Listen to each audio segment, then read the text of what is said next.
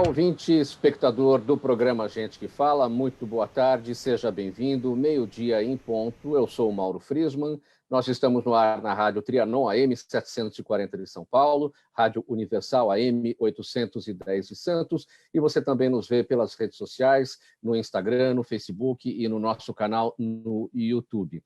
Aí pelo YouTube, clique no sininho para ser notificado de todas as nossas transmissões e a partir de agora interaja com a gente pelo WhatsApp no 973350038, de novo, 973350038 e também pelas redes sociais, Instagram e Facebook, marcando a hashtag Programa Gente que Fala.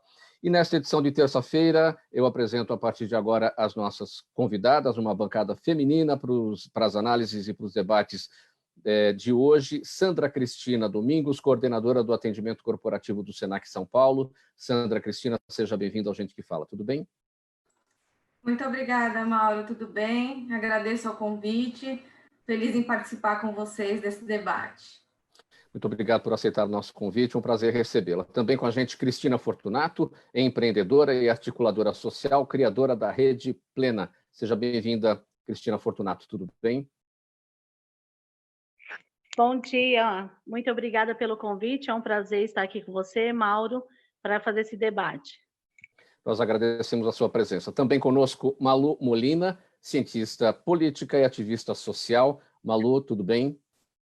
Tudo ótimo, Mauro, muito obrigada a você, a Cristina e a Sandra por esse convite e esse bate-papo tão importante. Obrigado pela presença e também estamos no aguardo, já estará presente a deputada estadual Mônica Seixas, da mandata ativista da Assembleia Legislativa do Estado de São Paulo, pelo PSOL. Ela ainda não está conectada, mas estamos no aguardo. Enquanto isso, já vamos aqui para a análise e para o debate do nosso primeiro tema dessa edição do programa Gente que Fala.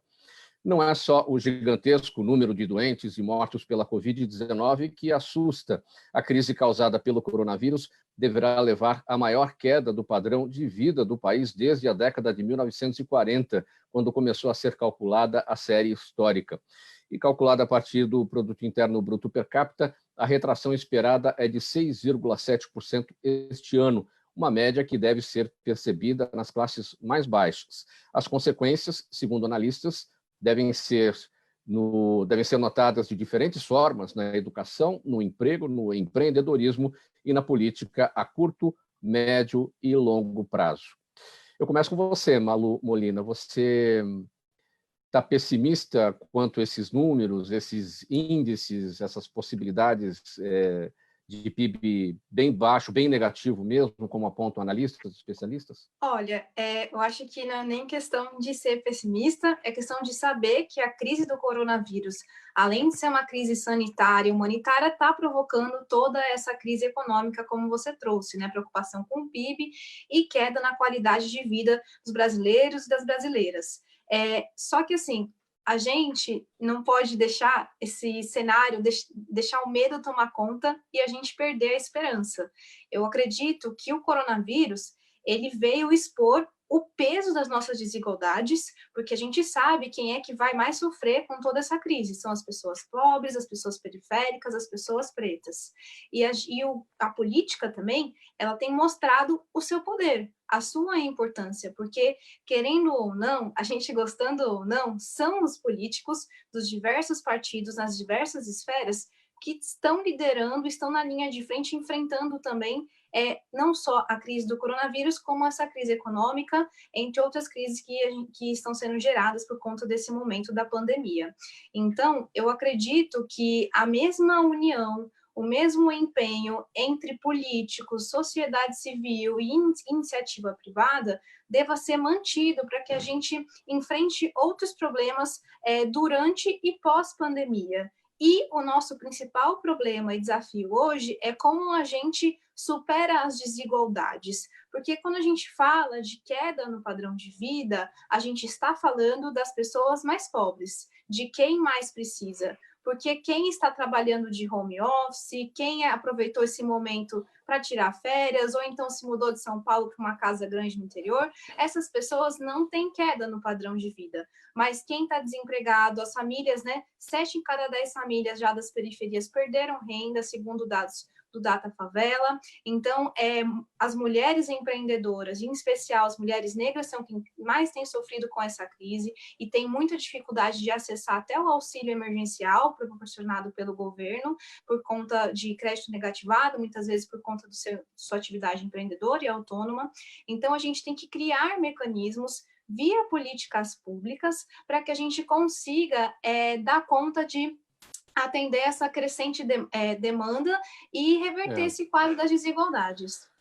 Malu, você salientou bem quem são os que devem ser mais prejudicados, aqueles que devem enfrentar mais dificuldades, porque a gente está falando aqui de uma retração média, né, de 6,7% para 2020, porque estamos falando do PIB per capita. E o PIB per capita, claro, ele trata da média. A gente não sabe exatamente como todos os brasileiros devem atravessar essa pandemia ou pós-pandemia, mas certamente os mais desfavorecidos é que terão os maiores problemas. É isso? Muito bem. Dando sequência aqui, agora, Cristina, você é empreendedora. Eu destaquei aqui no texto, as consequências, segundo analistas, devem ser notadas de diferentes formas, na educação, no emprego, no empreendedorismo. Como é que você observa aí no seu leque aí de opções o empreendedorismo?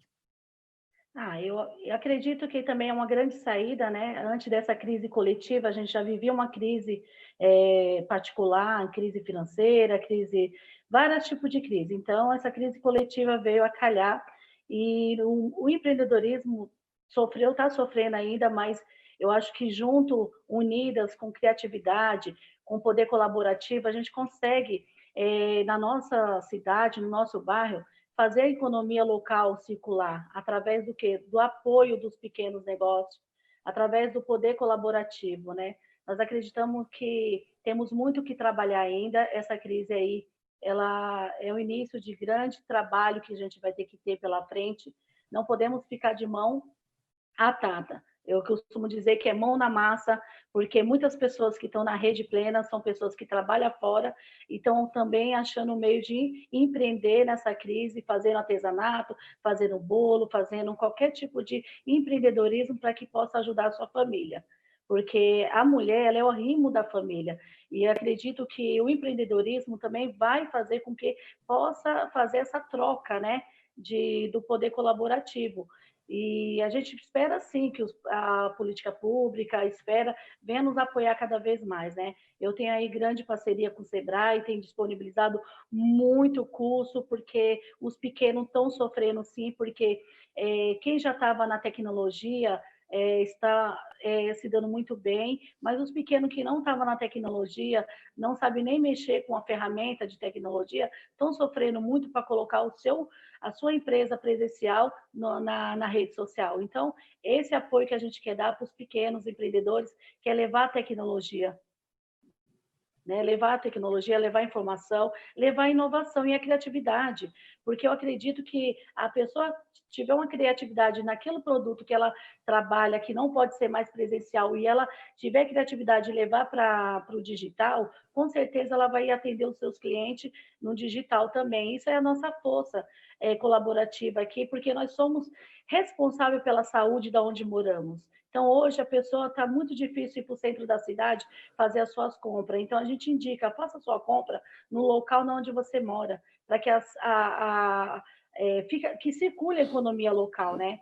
E o empreendedorismo ele está surgindo com muito forte. Muitas pessoas estão desempregadas e não sabem o que fazer, vai fazer o quê? Vai empreender. Só que o empreendedorismo tem que ter a jornada do empreendedor, porque não é só você pegar e comprar mercadoria para vender.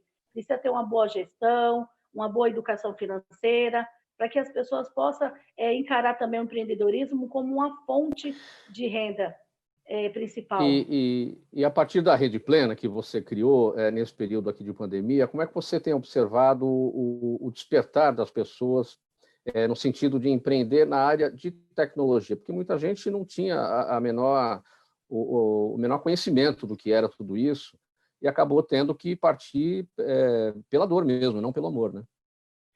Sim, nós estamos com um grupo de mulheres, a gente tivemos agora 100 pessoas no curso de Instagram, muitas pessoas em busca, até mesmo um empreendedor que tem um nível elevado, e nós estamos com uma parceria com a Alisson Castro, né, que é da área de inteligência artificial, ele veio nos propor também para levar tecnologia tanto para a educação, né, como robótica, como também para as empreendedoras, colocar as mulheres nessa inclusão, porque a tecnologia ela tem uma ferramenta gigantesca, então as pessoas ficam perdidas, achando que tem que estudar tudo para colocar o seu negócio no digital. Então, acredito que a gente precisa de muito apoio na área da tecnologia, porque existe ferramenta que o pequeno, né, empreendedor já pode estar utilizando. Eu digo assim, o WhatsApp Business, ele é gratuito, ele pode sim ser compartilhado com muitos empreendedores para colocar o seu catálogo ali e fazer vendas através do WhatsApp Business. Mas tem pessoas que não entendem nem o que é isso. Então, a gente quer fazer oficinas para expandir a tecnologia, porque eu acredito que o quintal do vizinho é o meu quintal. Então, não adianta a gente olhar para fora, tem que olhar para dentro. Eu acredito que aqui a sede da Rede Plena, ela veio para trazer uma igualdade, porque os pequenos são muito produtores, ele precisa ser mesmo um bom gestor e ter uma boa educação financeira e estar atento na tecnologia.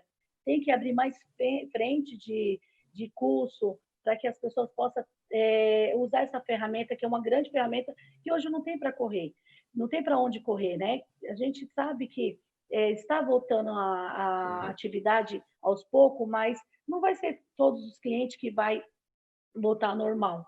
90% dos clientes estão online, estão no digital.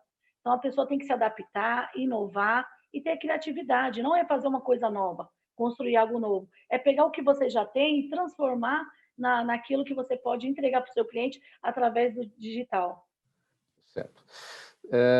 Sandra, a gente ainda vai falar mais adiante no programa sobre educação corporativa, mas quem não está nisso ainda, a gente vai entender daqui a pouco o que é educação corporativa, quem não está nisso ainda, que ferramentas tem ou vão ter para enfrentar esse momento de queda do PIB per capita nessa fase aí, já acontecendo e ainda mais depois da pandemia? Como a Malu falou e a Cristina bem falou, essa retomada ou minimizar os impactos dessa crise é uma responsabilidade de toda a sociedade, né? Então, a gente tem um desafio muito grande aí, a gente está se falando muito da educação, dos impactos disso na educação infantil, mas a gente precisa falar das pessoas em idade produtiva, né? Do adulto, do jovem, né? E essa responsabilidade é de todos nós, a responsabilidade é da sociedade, é das empresas privadas, é da gestão pública, né? E a gente precisa fomentar e qualificar essas pessoas para que elas possam se reinserir, né, no mercado de trabalho, aí numa retomada, e de se reinventar como fonte de renda, como muito bem a Cristina falou há pouco, né? Então, como que essas pessoas, né, se reinventam, né? A gente precisa qualificar as pessoas para que elas possam enfrentar esse momento, né, de crise, de pandemia. A gente já vem, né, numa situação de país que a gente tem uma população em estado de vulnerabilidade, né, um grande percentual da população nesse estado, e como a responsabilidade, a educação é uma ferramenta bastante importante nesse processo, né? A gente tem até um exemplo, a Cristina falou bastante aí dessa questão de qualificar e da questão tecnológica. O Senac ele tem um projeto, né, com a Prefeitura de São José dos Campos, por exemplo, que é um projeto que já vem há algum tempo, e ele tem o intuito, né, o propósito desse projeto é qualificar as pessoas desempregadas ou em situação de vulnerabilidade social e inseri-las de fato no mercado de trabalho, né? Prestadores de serviços, aqueles que estão em busca de um primeiro emprego, os empreendedores também podem participar dessa iniciativa, né? A preocupação do projeto é desenvolver nessas pessoas conhecimentos técnicos, teóricos e práticos, principalmente na produção de bens e serviços, né? E a gente assim tem tido resultados muito expressivos, né? Consideráveis em relação a isso. Por exemplo, no âmbito do empresariado, contratar uma mão de obra qualificada, ela significa aumentar a sua produtividade e dando um retorno mais interessante aí para a sociedade, né? Uma pessoa que hoje pode estar desempregada, ela, a partir desses programas, desses cursos de qualificação, ela pode se tornar um empreendedor, né?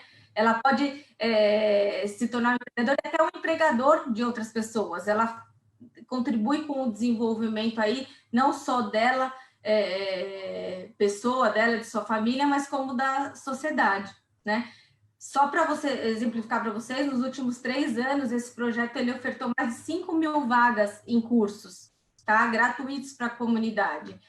E, por exemplo, são cursos na área que a Cristina falou, então são cursos de informática, cursos que ensinam a utilizar ferramentas digitais, tem cursos profissionalizados como fotografia, eventos, toda a parte de hotelaria, hospitalidade, a parte de comércio, vendas, né? Uma parte de biossegurança, que é uma área que é bastante importante agora, né? Garantir a segurança da população. E também opções aí de cursos na área de estética e beleza. Então, é uma gama bastante interessante de cursos, né? E agora, com a pandemia, a gente teve um desafio aí considerável, que foi a questão de trabalhar de migrar presencial para o remoto. Então, vários desses cursos, a gente começou entregando eles no presencial e devido à questão do isolamento social, do distanciamento social, nós tivemos que terminá-los, né, concluí-los eles na modalidade remota. Num primeiro momento, nós falamos, pô, será que as pessoas, muitas pessoas têm restrição à utilização de internet, né? Mas nós percebemos uma adesão muito grande, muito bacana do público. Inclusive, um dos cursos, a formatura, terminamos o curso de forma remota e a própria formatura foi remota, organizada pelos próprios alunos. E foi muito bacana, ela foi feita por uma conferência, né, à distância, utilizando as ferramentas de tecnologia, e onde teve a presença de personalidades muito importantes da região do Vale do Paraíba, né, com destaque para as mulheres que protagonizam cena importante em diversos setores lá da região, né? Então, acho que mostra um pouquinho da importância desses programas, da gente não parar, né? E promover essa qualificação da população, da certificação, nesse momento onde eles mais precisam, né? Muito bem, eu quero apresentar agora com a gente, nessa transmissão aqui do programa Gente que Fala, a deputada estadual Mônica Seixas, da mandata ativista da Assembleia Legislativa do Estado de São Paulo, pelo PSOL, agora com a gente, já devidamente conectada. Deputada estadual Mônica Seixas, tudo bem, deputada? Olá, bom dia, quer dizer, boa tarde. Boa tudo tarde. Bem? Muito obrigada bem. pelo convite. Posso tratá-la por você, né, deputada? Por favor, por favor. Deputada, já iniciamos aqui a nossa conversa, a nossa análise, o debate aqui do primeiro tema da nossa pauta. Padrão de vida do brasileiro deve ter queda recorde, há uma expectativa de um PIB per capita, numa retração, né, do PIB per capita de 6,7% este ano. Que ferramentas o brasileiro vai ter para enfrentar esse período, deputada? Infelizmente, não muitas, porque o poder político, a força política está falhando em planejar o mundo pós-pandemia. A gente está falhando de planejar a sobrevivência, a sobrevida das pessoas durante a pandemia e quiser pensar como é que a gente vai fazer circular a economia, a renda, dinheiro, a alimentação depois da pandemia. A OMS e a OMC, Organização Mundial de Comércio, tem apontado que o nosso principal desafio vai ser, por exemplo, a distribuição de alimentos não perecíveis, verduras, hortifrutis, garantir segurança alimentar e etc. Tudo isso precisava ser replanejado. A gente tem, por exemplo, aqui no estado de São Paulo, uma batalha para a linha de crédito para microprodutores de alimentos, para agricultura familiar, para o cinturão de São Paulo, que está com dificuldade, por exemplo, de distribuir o que plantou. Está perdendo o que plantou, enquanto vai faltar logo ali na frente, na mesa do brasileiro. Então, a gente precisa discutir linha de crédito, distribuição de renda, ideias, por exemplo, como renda básica, o auxílio emergencial, parece ideológico, mas não é essencial para a gente manter a economia. porque quando você tem uma boa camada da população, maior parte da população inviabilizada de comprar, você perde mercadinho, você perde farmácia, você perde supermercado local, distribuição de renda e financeiro, de orçamento, deve ser o principal desafio do próximo período. Por isso, a gente está insistindo na batalha pelos auxílios emergenciais, pela distribuição de dinheiro que está se concentrando aqui no estado de São Paulo e no Brasil ainda, porque eu acho que vai ser a única forma da gente enfrentar a grave crise que se aproxima. E, nesse sentido, deputada, quais têm sido as propostas apresentadas pela bancada ativista na Assembleia Legislativa para minimizar tudo isso que o paulista, né, de uma maneira geral, nos 645 municípios, está enfrentando e vai enfrentar? Uma delas é a proteção da distribuição da comida, segurança alimentar. Eu já falei dela aqui, a gente conseguiu aprovar, mas ainda não está sancionado e implementado o crédito emergencial do governo do estado, a linha de crédito a partir do governo do estado para os produtores familiares. A gente precisa fazer. O estado de São Paulo, ele ainda é essencialmente rural, viu? A gente tem uma visão daqui, que é o estado mais desenvolvido do país, a megalópole, que é São Paulo, mas 55% dos nossos municípios ainda são rurais, a gente ainda tem muita fazenda de gado, cana e etc., e muita agricultura familiar no estado de São Paulo. É bastante importante na nossa economia esse setor da agricultura. Então, garantir que eles consigam escoar é também preservar a economia, empregos, rendas, mas também é enfrentar a fome de frente, porque a gente conseguiu, através de redes de solidariedades, formar a distribuição de perecíveis, de não perecíveis, de farinha, de arroz, de feijão e etc. Mas a gente ainda não conseguiu garantir a segurança alimentar, a nutrição das pessoas. Então, um dos nossos projetos é sobre o Estado abrir linha de crédito para os agricultores. Outra questão importante é ter um complemento, o Estado também, como eu já disse, mais desenvolvido do país, ter um complemento para a distribuição emergencial de renda às pessoas. O Estado de São Paulo tem condições de assumir uma parte da tarefa, e é um projeto de lei nossa, e garantir a proteção dos vulneráveis, seja com a distribuição de kits de higiene, caixas d'água, que é importante também, está faltando bastante água nesse momento de pandemia, e dinheiro. Precisamos distribuir dinheiro, entregar dinheiro na mão das pessoas, temos condições e caixa para fazer. Você acompanha o programa Gente que Fala pela Rádio Trianon AM 740 de São Paulo, Rádio Universal AM 810 de Santos. Estamos também nas redes sociais, no Instagram, no Facebook, no YouTube. Aí no YouTube clique no sininho para receber as notificações de todas as nossas transmissões. Curta, compartilhe, e vamos agora aqui para a nossa segunda etapa, o nosso segundo tema para análise e debate. Com o objetivo de reduzir as desigualdades sociais, ainda mais expostas pela pandemia, o Manifesto pelas Vidas de São Paulo apresenta 4 grandes metas para o enfrentamento da questão. São elas: renda mínima, ampliação e melhoria do transporte público, urbanização das favelas, melhoria dos programas de saúde, cultura e educação nas periferias. A causa conta com a participação de 20 projetos e coletivos sociais e ganhou o apoio de personalidades de diferentes segmentos. Malu Molina, 4 pontos aqui. Renda, transporte público, 4 não, né? 5, né? Renda, transporte público, saúde, educação, são 4 pontos, né?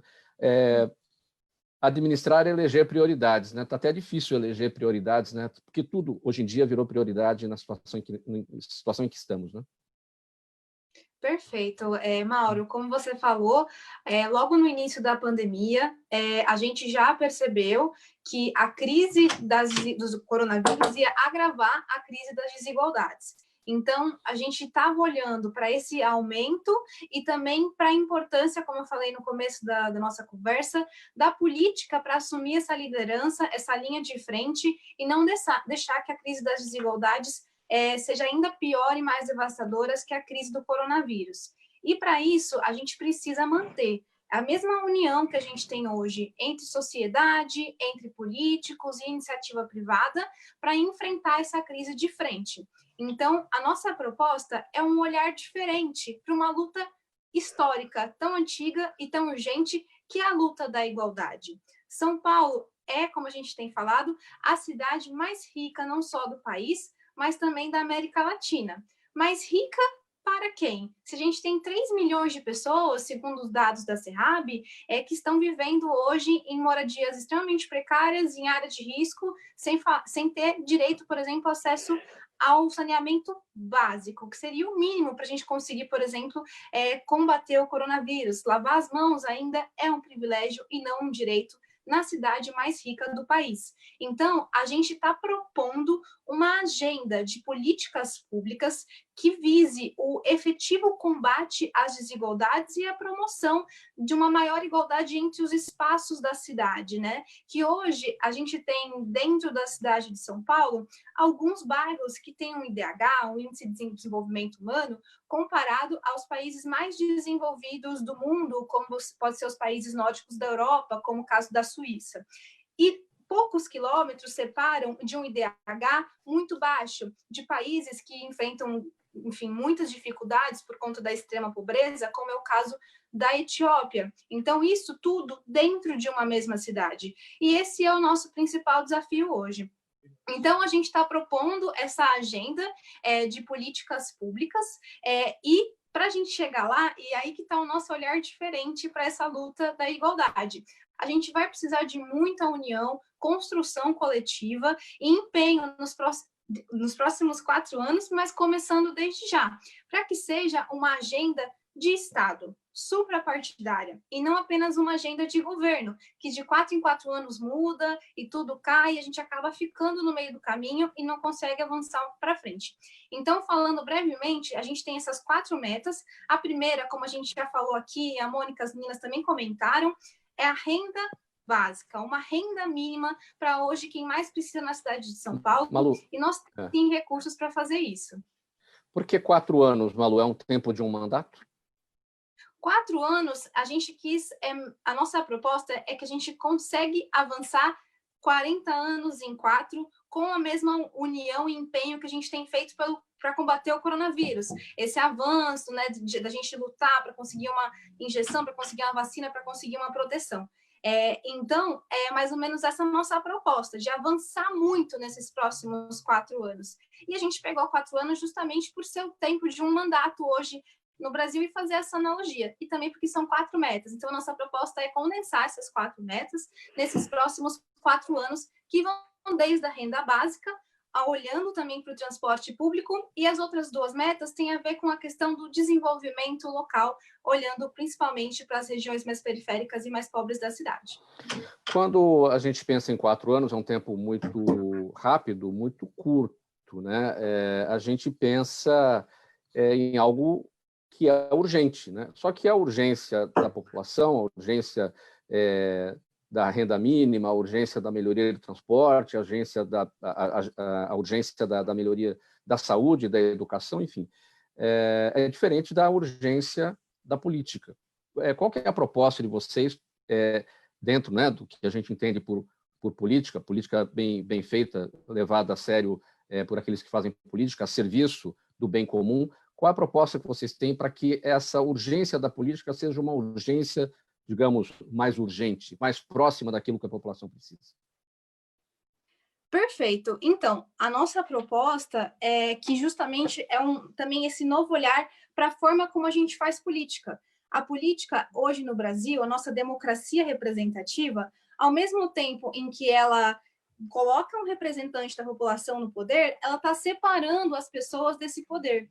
E como a gente tem igualdade de direitos políticos, mas uma total desigualdade nas condições de vida, você acaba criando esse abismo, né? Que está hoje entre os economicamente incluídos e as pessoas que enfrentam todas as dificuldades que a Mônica falou, que as meninas falaram, que são as pessoas mais pobres, as pessoas das periferias, as pessoas pretas e pretos. Então, a nossa proposta também é funcionar como uma espécie de ponte que conecte sociedade civil com a política, com essa participação. Então, a gente tem esse outro olhar, esse olhar diferente para a forma como a gente faz democracia. Então, a gente quer avançar nessa luta para que a gente tenha uma democracia não só representativa, mas que ela seja participativa também. Deputada Mônica, ainda nessa questão da urgência da política, que é diferente da urgência da população, a partir dessa experiência inovadora da bancada, da Mandato Ativista na Assembleia Legislativa de São Paulo, vocês conseguiram criar essa aproximação, tornar as coisas um pouco mais rápidas, ou apresentar propostas nesse sentido? Acho que é para mim. A minha internet deu uma travada, eu Sim, peguei sim. só o final. Eu peguei Sim, só o final. Eu posso repetir a pergunta, deputada. Por favor. A partir do que salientamos agora, a urgência da política é diferente da urgência da população. A partir dessa experiência inovadora na Assembleia Legislativa, que é a bancada ativista, a Mandato Ativista, vocês conseguiram apresentar alguma proposta nesse sentido, de que a política ganhe mais urgência, que fique mais perto da urgência da população? A gente tenta todos os dias. Eu acho que a nossa experiência, por sermos 8 codeputados de pautas, causas, origens, que não se vê ali todo dia no parlamento, né? Eu sou a 4ª mulher negra de toda a história da política de São Paulo a sentar naquela cadeira de couro. Eu sou uma das poucas de baixa renda que chegou lá sem possuir carro, casa, entre um monte de milionários. Eu acho que quase 50% dos deputados do estado de São Paulo são milionários. Então, a primeira indígena chegou com a gente, é uma codeputada da bancada ativista. Então, a gente chega com agendas, aspirações, planos, ideias de projetos de lei, que os nossos colegas olham para a gente e falam: nossa, mas de onde vocês tiraram essas coisas? Eu falo das realidades que vocês não conhecem, que vocês nunca pisaram. Só que essa semana eu tive um bate-papo com a Malu, inclusive. Oi, Malu. Oi, Sandra. Bom dia. Eu tive um bate-papo com a Malu, e aí uma das coisas que a gente conversou é sobre a gente ainda não ter conseguido correlação de forças para avançar nas agendas prioritárias dos vulnerabilizados, do povo pobre. A gente ainda é a minoria da minoria da minoria da minoria. Quando eu falo da gente, pessoas vulneráveis, com a agenda da favela, da pobreza e etc. nos parlamentos, nós somos 2%. Nós somos apenas 2%. Então, a nossa mandata, eu acho que ela, olhando em números absolutos, com certeza ela bate recordes de fiscalização. A gente estreia uma nova forma de fazer mandato. Pode parecer básico, mas na Assembleia Legislativa do Estado de São Paulo havia pouca prática de fiscalização do governo. As pessoas até falam: os governadores são historicamente blindados no Estado de São Paulo. Havia pouca prática, quórum, as comissões funcionavam bastante mal, com pouca qualidade. A gente, com certeza, quebra o recorde de protocolos de projetos. Eu acho que a gente já está em 300 projetos protocolados de todas as áreas que a gente representa, mas a gente ainda não tem correlação de forças para avançar nas agendas e aprovar projeto. Os nossos projetos, tudo lá também é uma relação, é importante falar disso. Por que a gente precisa que jovens mulheres, que negros e negras, que vulneráveis, que as pessoas se lancem a disputar a política? Porque lá hoje, a correlação de forças que nós temos, é tudo na base do conchavo. Você tem que ser amigo do fulano, você tem que aprovar projeto do fulano para o fulano aprovar o seu. O que importa, distante de importar o mérito, o que importa lá é as relações. E como eu estou num campo muito menorizado, eu estou ali embaixo na lista de relações que os deputados querem ter. Aliás, eles me tratam constantemente como uma concessão, do tipo: garota, você é café com leite, daqui a pouco termina o seu mandato, vocês nem vão ficar por aqui, então a gente vai tratar de ignorar as suas ideias. Lá a briga é ferrenha. O que a gente mais fez, eu me orgulho muito de estar lá, é contingenciar. Foi um período, esse ano, conforme avança a crise econômica, a solução dos governos tem sido retirar direitos, avançar nos arroxos. E eu considero até uma solução burra, porque, como eu disse, quando você tira pessoas da situação de vulnerabilidade, você quebra, inclusive, a classe média. A classe média, que é comerciante, perde consumidor, e a gente precisa distribuir renda.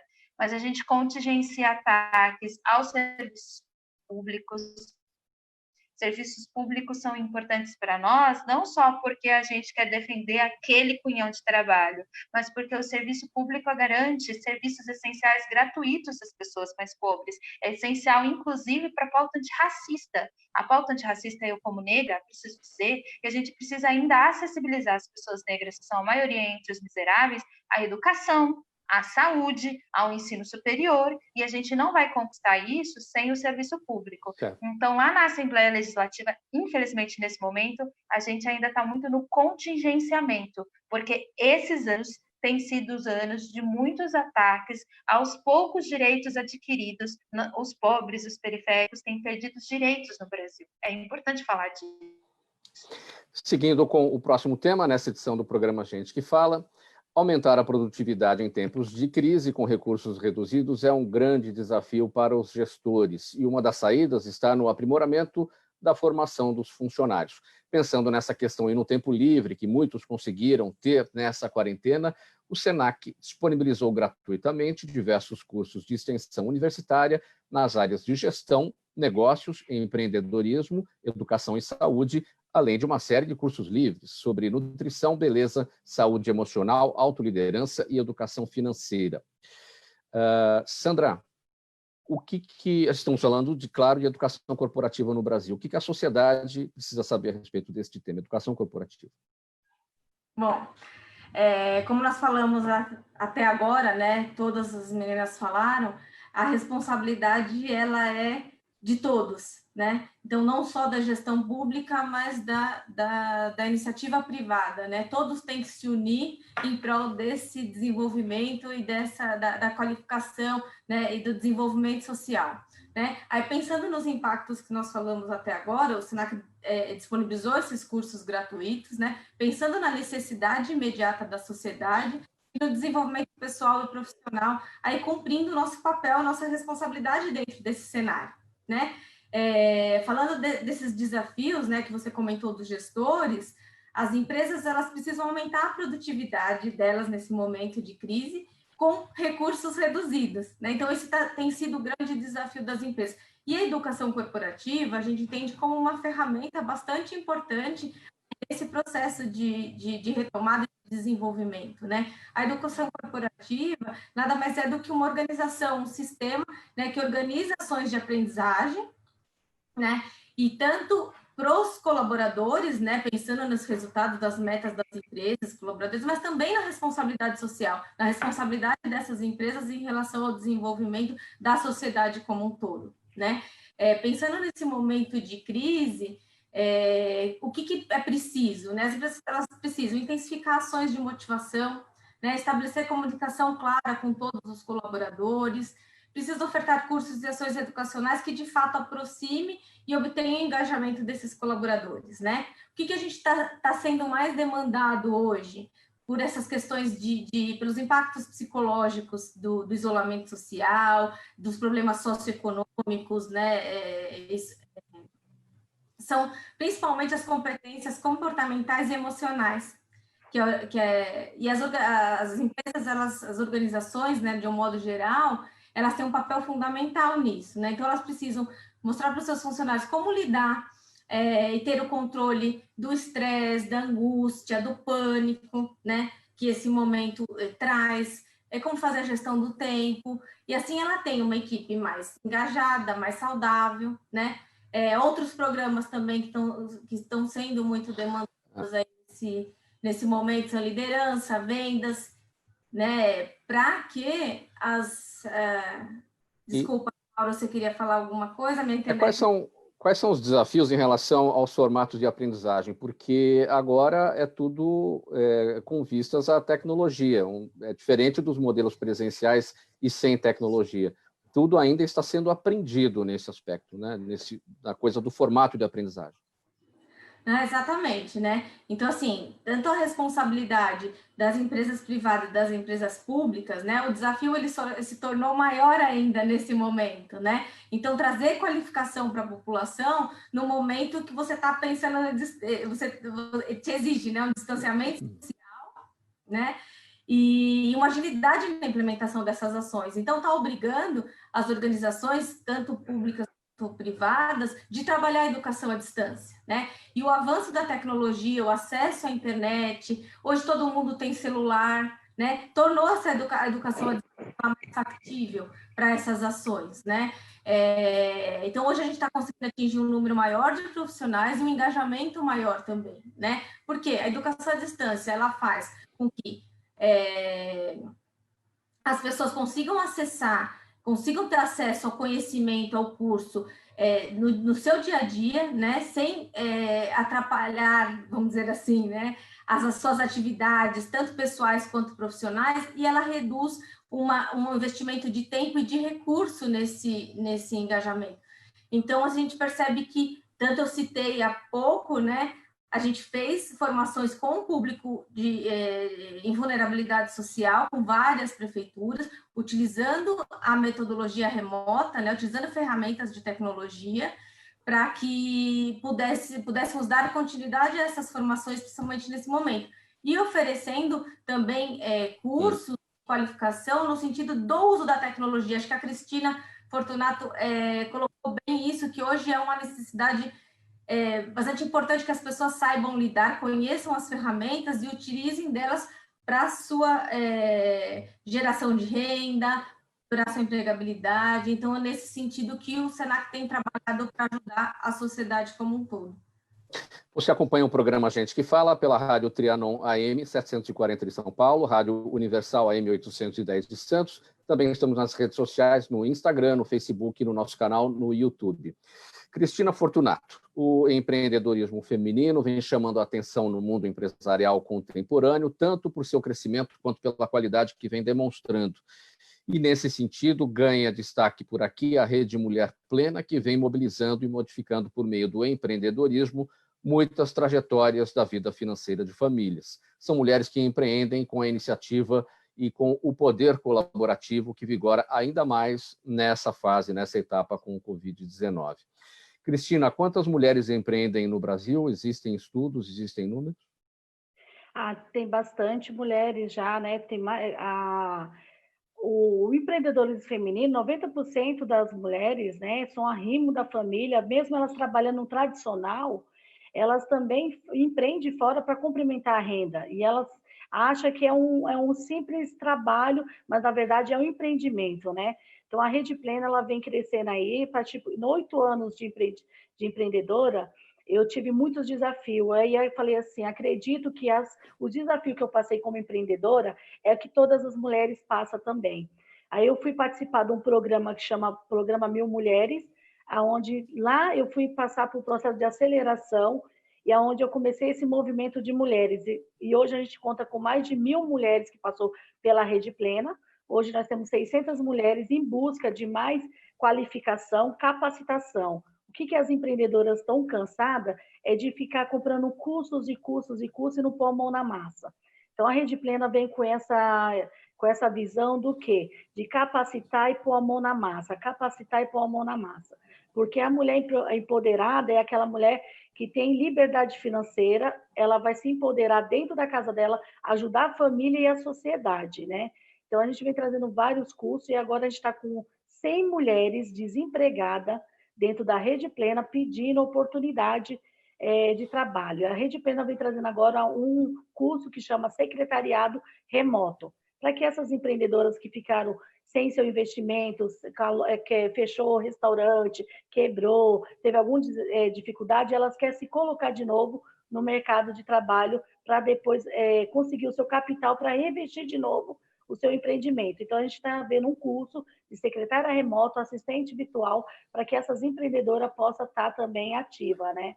Então, o empreendedorismo ele vem tomando grande proporção feminino, só que assim, qual que é o grupo que você está? Está tendo resultado? Está tendo case de sucesso? Porque grupo é o que mais tem, movimento é o que mais tem no mundo afora, né? Eu sou aqui da cidade de Embu das Artes, né? Meus negócios ficam tudo em São Paulo, minha família. Tenho muitos negócios em São Paulo de empreendedorismo, mas a minha sede aqui no Embu das Artes, a gente está fomentando muitos empreendedores de lojas que estão sem formalização. O que eles mais querem é capacitação. Em quais setores a mulher empreende mais? Olha, a mulher empreende mais na área da beleza, né? Consultoria. Nós temos aqui uma psicóloga que ela está atendendo as mulheres da Rede Plena, tem muita busca, muita procura. Artesanato, né? Busca também joias, cosmético, né? Tem muitas mulheres da área da beleza que ia na casa das pessoas fazer representação. Com o isolamento, ela não conseguiu ir mais. Então, como que elas estão fazendo agora? Pequenos cursos online para ensinar essa cliente dela online mesmo a usar os produtos, né? Então, tem diversas áreas, né? No digital, no artesanato também, que tinha feira, né? A feira parou, ficou todo mundo parado, porque era feira dia de sexta, sábado e domingo. O trabalho da Rede Plena tem algum tipo de conexão, por exemplo, internacional, para entender a realidade de outras mulheres pelo mundo afora, realidades que tenham a realidade parecida com a realidade brasileira. Existe um dia, inclusive, Dia do Empreendedorismo Feminino, que é celebrado em 19 de novembro, é uma data estabelecida pela ONU e que possivelmente é possível ter troca de ideias, é possível ter intercâmbios nesse sentido, não? Sim, a gente está fazendo um comitê agora, a gente está no 7º encontro da Rede Plena, e a Ana Beatriz Prudente é uma das madrinhas, né, de agronegócio. Ela tem trazido muita informação, ela tem muito conhecimento nessa área, e a gente sabe que tem muitas pessoas lá fora também, falta de capacitação, de empoderamento também, Mauro, intelectual, autoestima da mulher, né? Então, você vê tantas mulheres empreendedoras que estão na alta, as pequenas, que precisam ter aquele empoderamento dentro dela. Porque a mulher empoderada não é aquela que vai na frente do homem, é aquela mulher que anda do lado do esposo, do lado do seu parceiro, e ali junto constrói uma liberdade financeira. E a mulher empoderada é aquela que tem uma autoestima elevada e fala: sim, eu posso, eu consigo, eu vou construir, ela tem muitas ideias, muitas ideias. Tem mulheres aqui, Mauro, por exemplo, que tem muitas ideias, faz muita produção, mas às vezes não tem nem o dinheiro para pagar um curso, para ir fazer um curso, né? Nas empresas, é sabido que as mulheres ocupam cargos muitas vezes iguais aos dos homens, e é sabido que essas mulheres ganham menos do que os homens para fazer o mesmo tipo de atividade. No empreendedorismo, como é que está o nível de ganho? Atividades iguais para homens e mulheres, as mulheres também estão ganhando menos? A mulher tem destacado, né? A mulher tem se destacado, isso mesmo é uma crença, né? A mulher ela é capaz de ganhar o salário que ela propôs, ela é a produtividade dela, né? Porque quando a mulher entende o seu público-alvo e tirar a dor do seu cliente e fazer aquilo que ela ama no empreendedorismo, ela faz o salário dela, ela constrói a renda dela. Nós temos aqui pessoas que ganham muito, mas não sabe aplicar, não tem educação financeira. Nós precisamos, hoje na Rede Plena, nós contamos com a Shirley Freitas, uma terapeuta, né, de educação financeira, onde ela vem trazendo workshops gratuitos para mostrar para essas mulheres empreendedoras como ela aplicar o dinheiro dela, porque tem muitas empreendedoras que ela ganha até mais do que o homem, mas elas não têm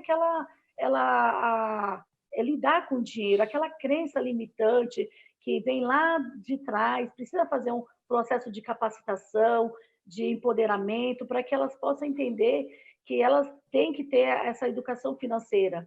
Porque, olha só, eu estou com uma empreendedora aqui, trabalha há 25 anos na casa de família. Ela faz todo tipo de prato, né, de culinária. O sonho dela é ter um restaurante, ela tem curso de gastronomia, e se você falar para ela, faça um prato para mim, qualquer cultura, ela faz um prato para você, maravilhoso. Mas se falar de gestão de negócio, ela se atrapalha toda. Então, a gente precisa levar esse conceito para as empreendedoras, para a periferia, sobre o que é ser empreendedor. O empreendedor é o comportamento, é a pessoa saber lidar com todas as ferramentas, tanto da autoestima como a gestão de negócio, né? Porque produzir, todo mundo produz, vender, todo mundo vende, mas vender o quê? Você está vendendo a experiência, está tirando a dor do cliente, você está fazendo a administração do seu ganho, não está misturando o dinheiro da sua empresa com o seu dinheiro da pessoal. Então, isso que as empreendedoras precisam. de capacitação e pôr a mão na massa. Não ficar 12 horas numa sala de treinamento, ficar ouvindo promessas e promessas, viver de estímulo. Estímulos, o empreendedor já está cheio, né? Precisa mesmo é pôr a mão na massa e ir para a atividade. Você acompanha o programa Gente que Fala pela Rádio Trianon AM 740 de São Paulo, Rádio Universal AM 810 de Santos e também nas redes sociais, no Instagram, no Facebook e no nosso canal no YouTube. Pessoal, a Mandata Ativista está se multiplicando. Com o sucesso do primeiro mandato coletivo na Assembleia Legislativa de São Paulo, o grupo, que busca trabalhar de forma coletiva e plural, pautando temas até então considerados marginais no Legislativo Estadual, como já destacou aqui a deputada Mônica Seixas, o grupo destacará 3 de seus membros para encarar uma dura disputa por uma cadeira na Câmara de Vereadores de São Paulo neste ano. E mais, o êxito da mandata inspirou centenas de outras candidaturas coletivas Brasil afora. Deputada Mônica, esses 3 que estão para disputar a cadeira na Câmara dos Vereadores nas próximas eleições já estão definidos, serão definidos, e mais do que isso, né, o fato de terem esse espaço dentro da bancada ativista, né, bancada ativista diferente da mandata ativista, eu gostaria até da sua explicação, é um aprendizado para outros parlamentos também, né? Sim, sim, é uma experiência nova e eu acho que a gente é uma crítica ao sistema democrático partidário por nossa própria configuração. Como eu disse, nós nos elegemos coletivamente em 8 pessoas para compartilhar a mesma estrutura de mandato. São 8 redes que se conectam e que tocam ali o dia a dia, tendo eu como porta-voz.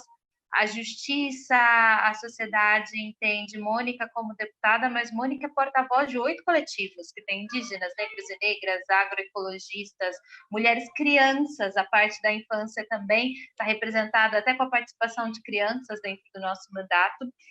Mas a gente precisa avançar, o nosso mandato não pode ser um fim em si mesmo, porque, como eu disse, ele tem um papel importante aqui. Eu fico, inclusive, nesse mandato, 5 de nós ficamos nesse período das eleições, nesse mandato, enfrentando, formulando, mas a gente precisa forjar ainda mais as democracias partidárias para que as pessoas vulneráveis, as mulheres negras e negras, tenham condições de competir. Não sei se eu já falei sobre isso aqui, mas a gente é pluripartidário. Dentro da Mandata Ativista, hoje tem 3 partidos políticos. Eu sou do PSOL, a Raquel está na Rede, o Jesus está no PDT. A gente é pluripartidário e a gente enxerga que os partidos ainda têm muitos problemas que antecedem a ausência da pluralidade no parlamento.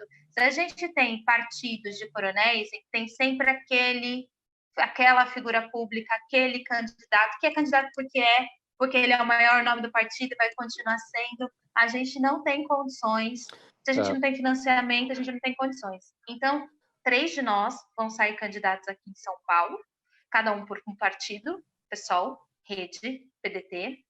Além disso, nós estamos conectados com centenas de outras candidaturas no país.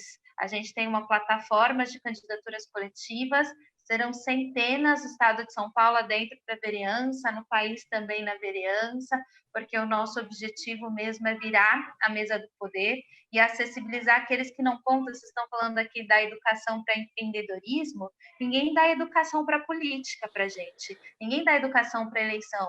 As pessoas como nós, pobres, negros, mulheres, não sabem fazer prestação de contas. Como a Cristiana estava dizendo, tem mulher que sabe cozinhar, mas não sabe empreender.